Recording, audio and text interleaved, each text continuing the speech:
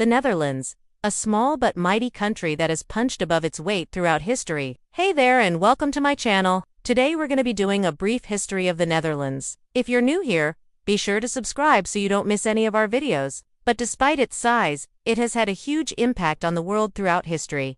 So why is this? But it was not until the Roman Empire came along that we start to see the beginnings of civilization in the area. The Romans built roads, aqueducts, and settlements throughout the Netherlands. In 1165, the County of Holland was created, and it was during this time that the Dutch language began to develop. The 13th century saw the rise of the House of Orange, who would become the most powerful family in the Netherlands. The Dutch East India Company was founded in 1602 and began to explore and colonize areas of Asia. The French Revolution and the Napoleonic Wars had a devastating impact on the Netherlands, and it was no longer the powerhouse that it once was. The 20th century has been a time of peace and prosperity for the Netherlands. They have remained neutral in most conflicts and have enjoyed a high standard of living. The Netherlands has been a founding member of the European Union and NATO, and has played an active role in international affairs. In 1815, the Netherlands was occupied by the British, and it wasn't until 1839 that they gained their independence.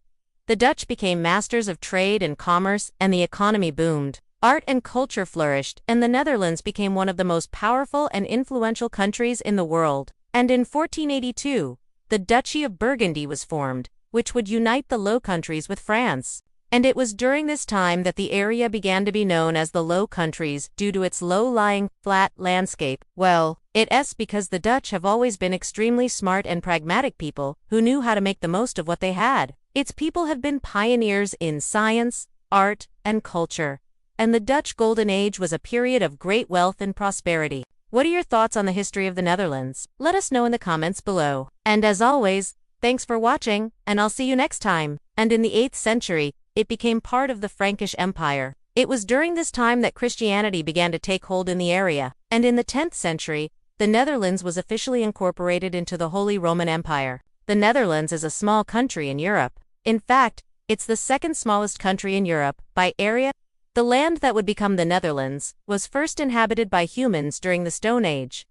After the fall of the Roman Empire, the Netherlands came under the control of various Germanic tribes, but it was in the 12th century that we really start to see the Netherlands emerge as a distinct region. However, by the 15th century, the people of the Netherlands were becoming increasingly unhappy with the rule of the Spanish Habsburgs. The Spanish King Philip II's attempts to impose Catholicism on the largely Protestant Netherlands only served to increase tensions, and in 1568, the Dutch revolt began. This was a long and bloody conflict, but eventually the Netherlands won their independence and became a republic in 1581.